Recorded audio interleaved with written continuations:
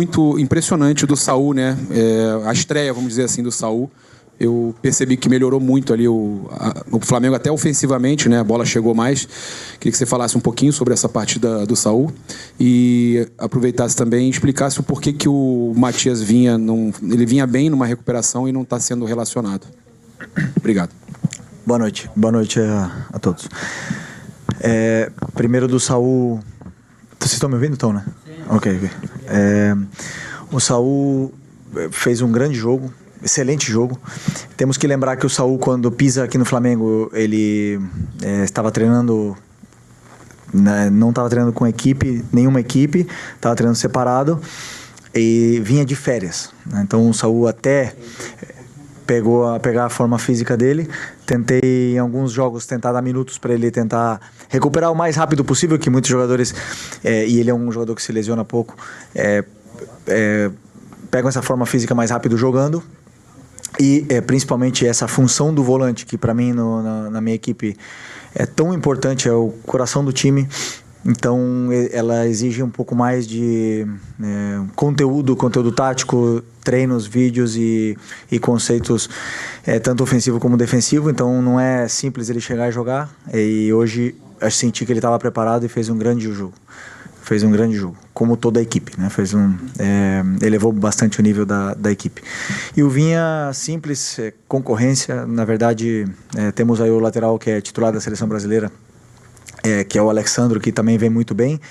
E tem o Ayrton, que foi o nosso melhor jogador do Mundial de Clubes. E que eu, sinceramente, para deixar um dos dois já é difícil, deixar o Vinha fora é muito mais complicado ainda, porque os três estão bem, mas só jogam.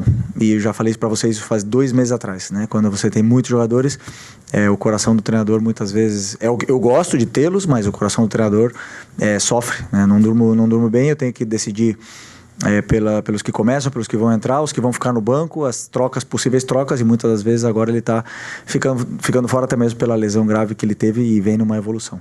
Mas ressaltar, o grandíssimo jogo outra vez do Ayrton e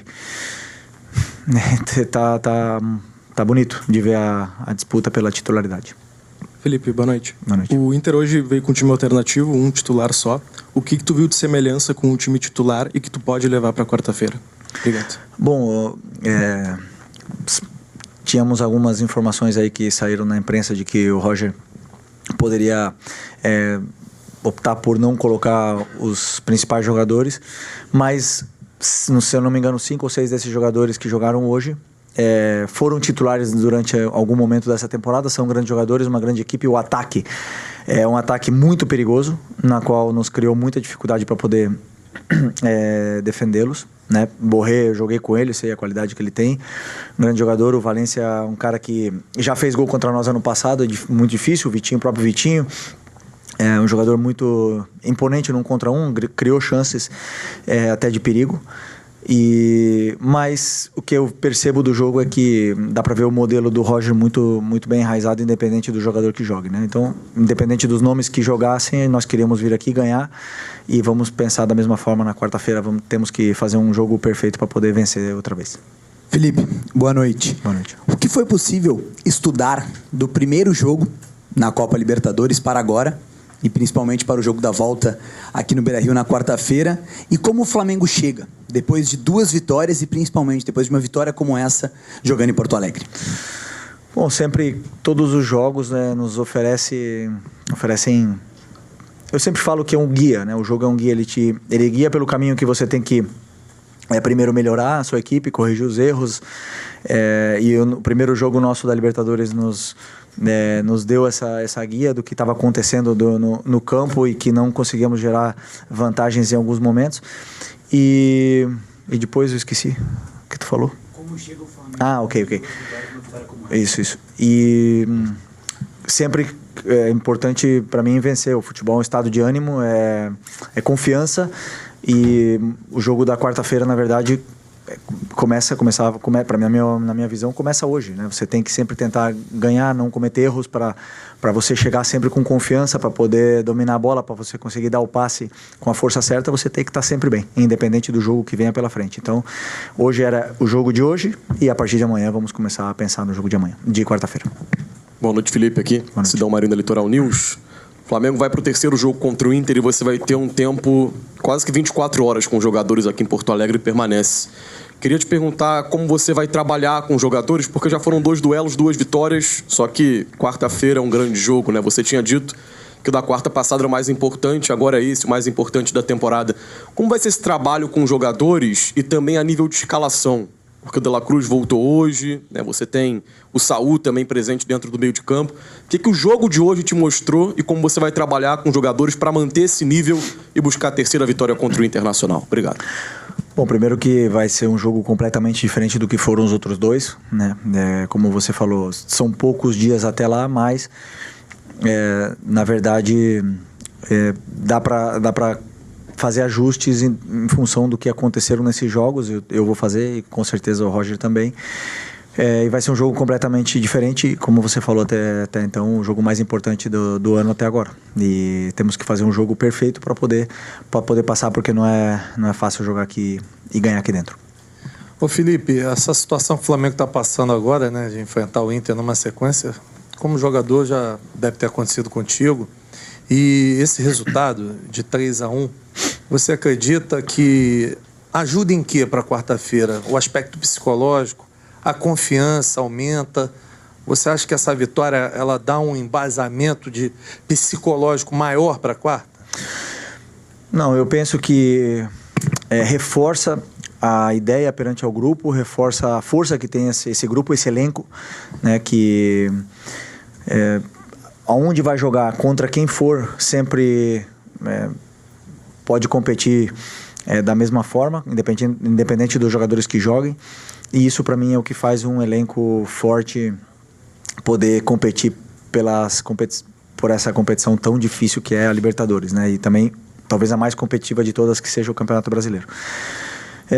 Mas, como eu falei, nos dá uma confiança para esse jogo de quarta-feira, mas o jogo de quarta-feira é outra história. A partir de amanhã nós começaremos a falar do jogo de quarta-feira, vai estar outro ambiente no estádio, vai estar outro ambiente no gramado, é outra bola, muda absolutamente tudo e nós vamos ter que fazer um jogo, como repito outra vez, praticamente perfeito para poder vencer aqui dentro.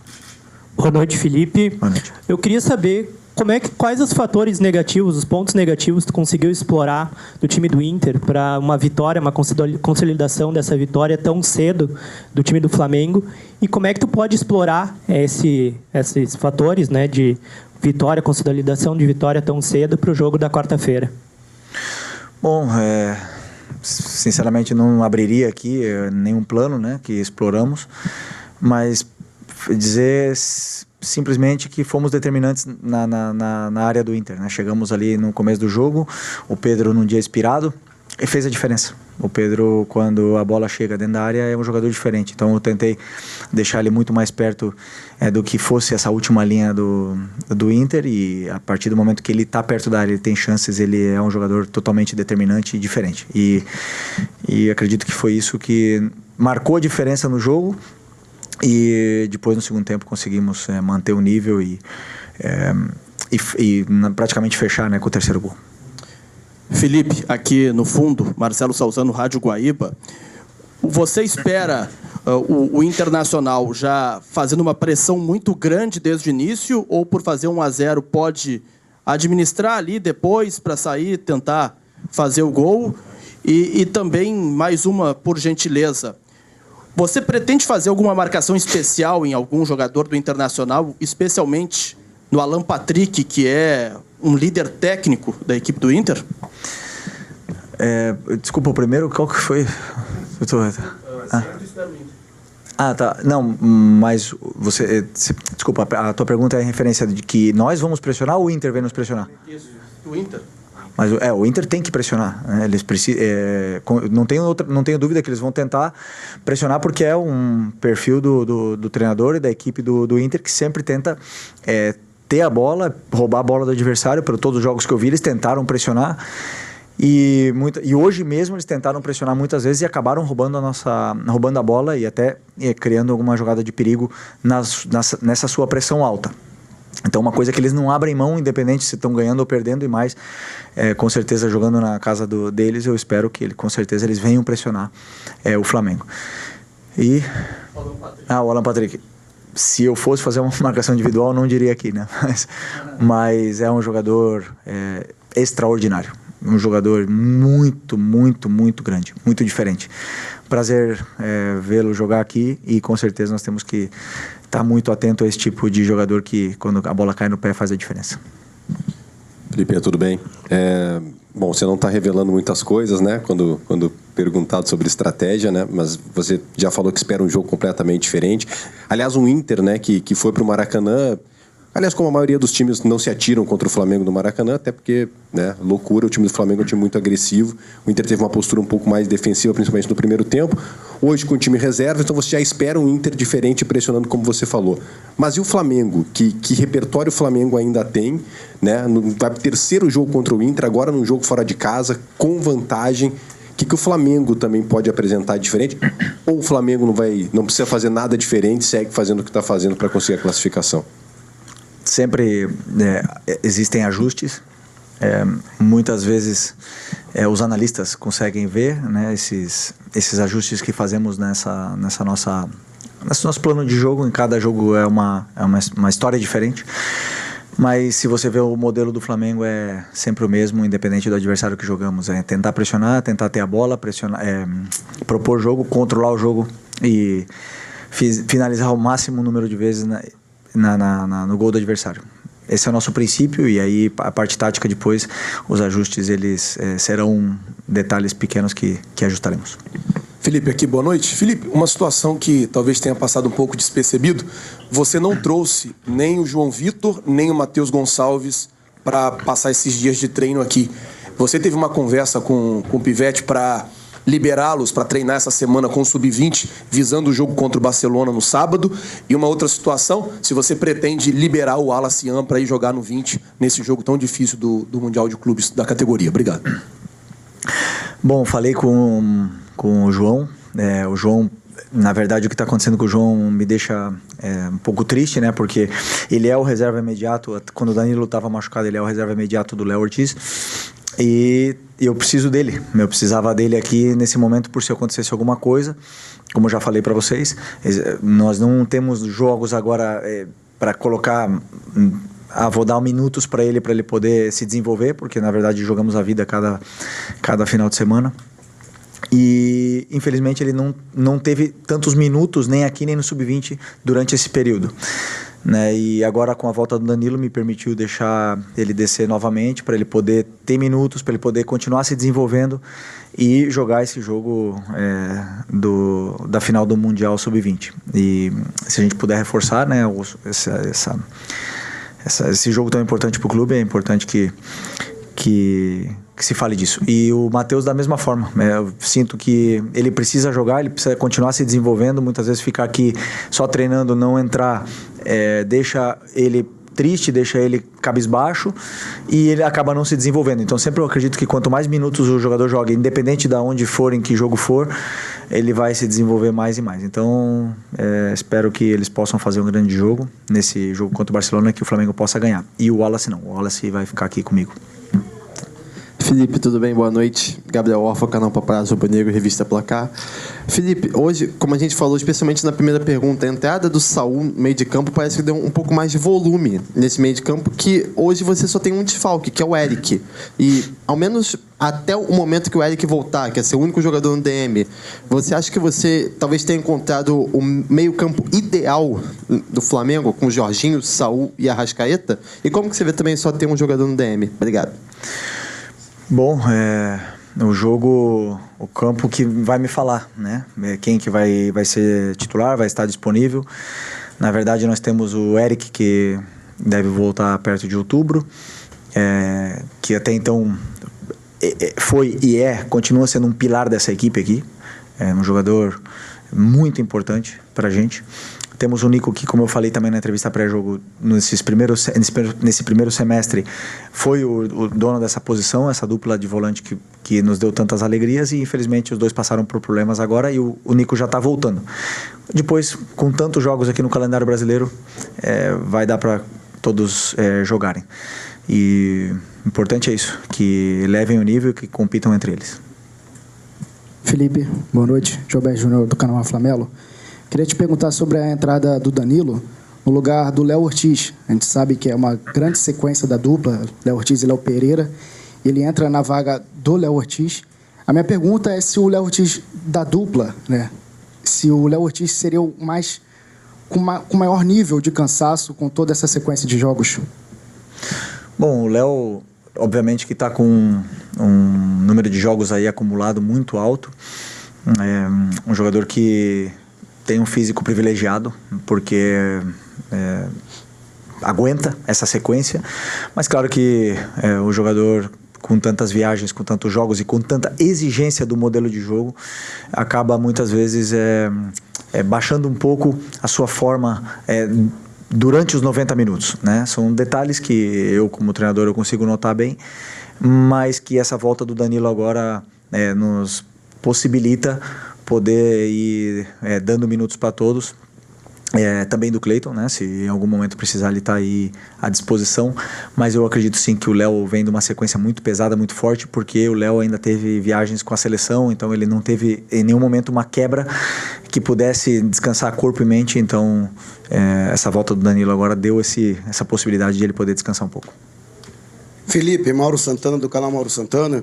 E torcedor, muitas vezes ele acaba cobrando pela boa apresentação que o Flamengo tem em parte do jogo ou em um tempo, que o Flamengo mantenha essa intensidade durante os 90 minutos e muitas vezes fica decepcionado quando o Flamengo cai um pouco do seu ritmo.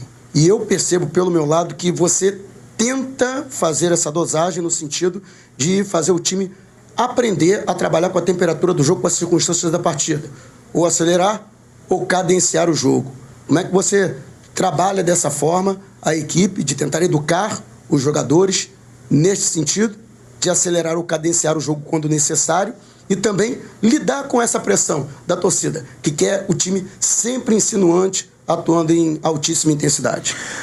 Eu, como treinador, eu quero que seja um amasso os 90 minutos. Meu sonho seria ideal. Que o time não sofresse nenhum chute no gol e que desse 20 chutes no gol e que goleasse todo o jogo. Esse seria meu sonho. Mas isso não existe no futebol, né? Os jogadores, eles oscilam, eles cansam, eles passam por fases durante o jogo, eles ganham confiança, eles perdem confiança. O jogo, durante os 90 minutos, acontecem muitas coisas, mudanças de tática, de estratégia do treinador contrário. E é normal que em algum momento que o time pare de amassar, como você fala, e só que o problema, como eu falei na outra coletiva, são as expectativas. A gente tem a expectativa porque o Flamengo tem um elenco altamente qualificado e muito valioso, que seja isso todos os jogos, né? Então sempre estamos com as expectativas altas e acaba vindo as frustrações para mim. Eu estava falando hoje até com o meu auxiliar, que é engraçado, quando você tem uma pessoa saudável e todos os dias você olha para ela e fala: você está doente? Está acontecendo alguma coisa? E você todo dia repete essa pergunta. E várias pessoas diferentes repetem uma pergunta perguntando se essa pessoa está doente. E na verdade ela está bem. E aí? No final ela vai achar que ela está doente. Vai começar a fazer exames, vai começar a se olhar no espelho.